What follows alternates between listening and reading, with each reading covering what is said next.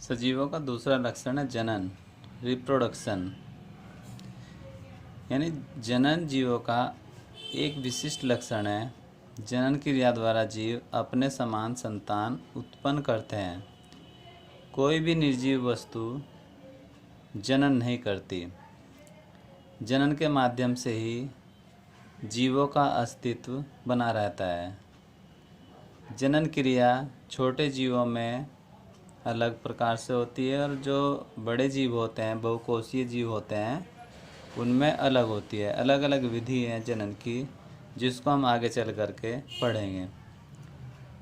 फिर तीसरा लक्षण है उपापचय यानी मेटाबॉलिज्म।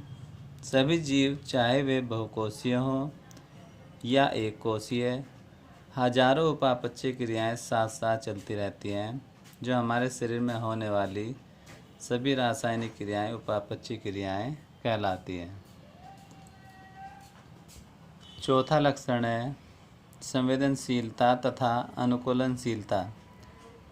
अपने आसपास के भौतिक, रासायनिक अथवा जैविक पर्यावरण के उद्दीपनों के प्रति संवेदनशीलता तथा प्रतिक्रियाएं, अनुकूलनशीलता सभी जीवों का विशिष्ट लक्षण है। यानी कोई भी जीव पर्यावरण में होने वाली कोई भी रासायनिक, भौतिक रासायनिक क्रिया हो, उसके प्रति संवेदनशीलता रखता है।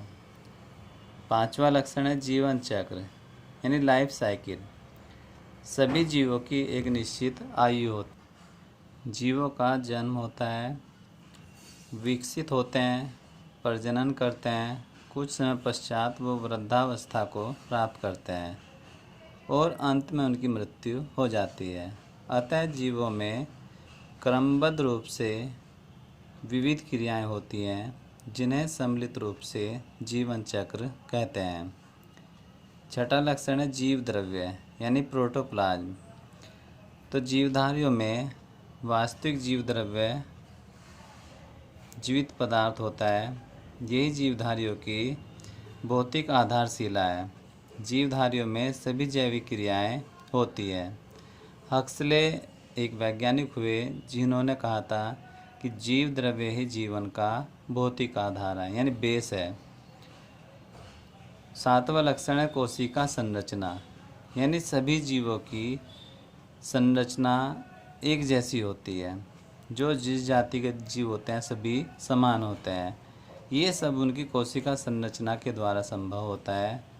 तो कोशिका जीवधारियों की संरचनात्मक एवं क्रियात्मक इकाई होती है, क्योंकि क्रियाएं भी कोशिकाओं के अंदर ही संपन्न होती है।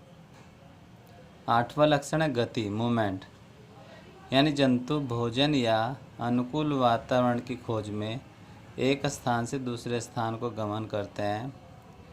उच्च वर्गीय पौधों में उनके शरीर का कोई भाग जैसे जड़ या तना एक ओर मुड़कर प्रकाशानुवर्तन, गुरुत्वानुवर्तन आदि गतियाँ प्रदर्शित करते हैं। जैसे पौधों को देखा होगा या पेड़ों को देखा होगा, वे प्रकाश की ओर आकर्षित हो जाते हैं या प्रकाश की ओर मुड़ जाते हैं।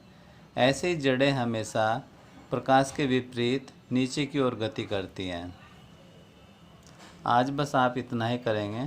धन्यवाद।